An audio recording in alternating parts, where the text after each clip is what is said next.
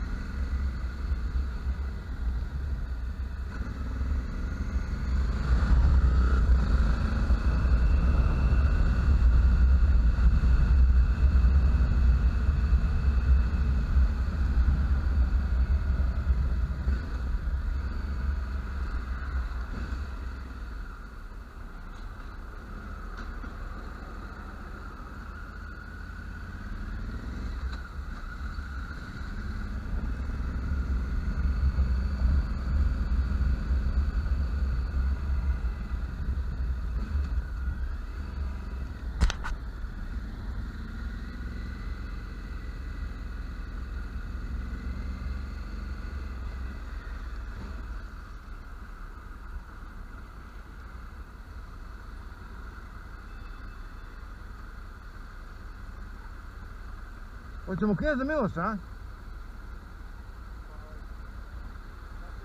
Ne, treba bude gužva tamo sad.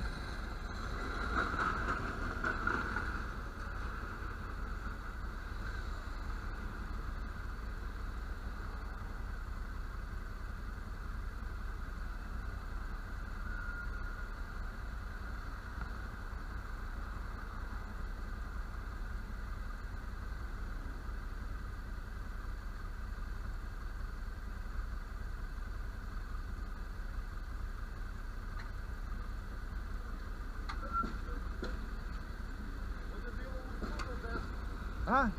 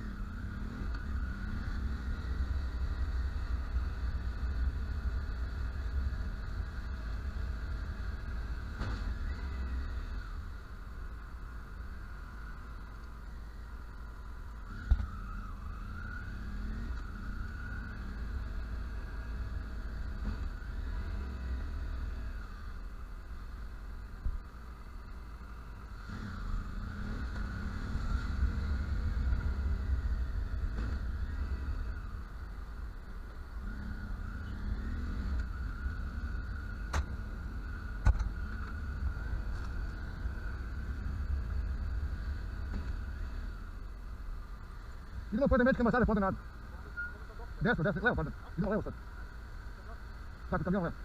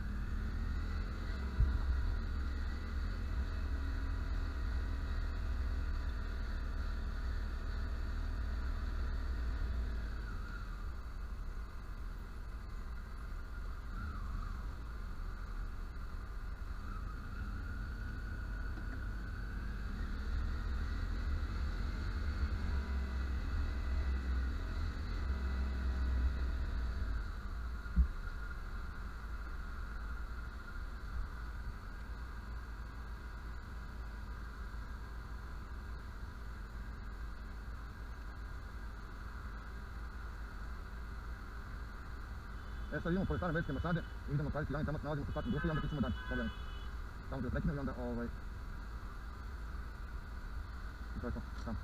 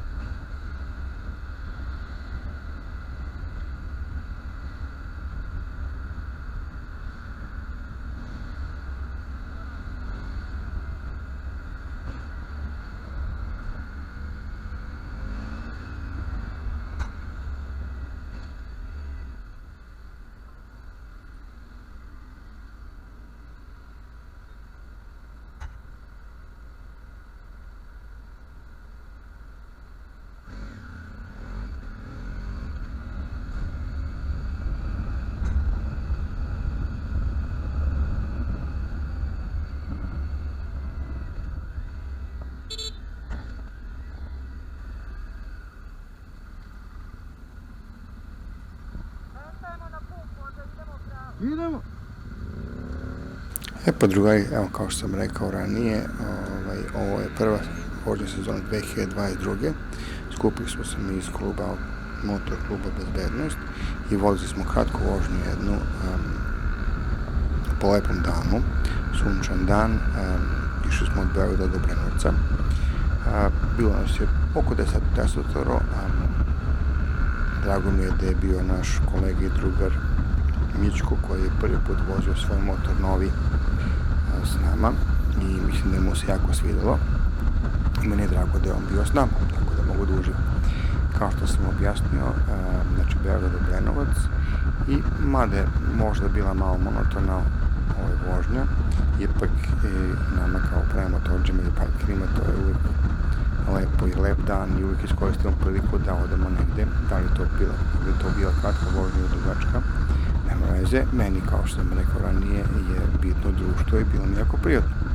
Evo sad, ostavit ću vas da gledate malo, jeste kao što sam objasnio ranije, ovo moj amatorski pokušaj i normalno primam sve kritike i savete. Velikodušno hvala vam puno, pa uživate. Eto, sad ću da vas napustim, pa ću da uživate.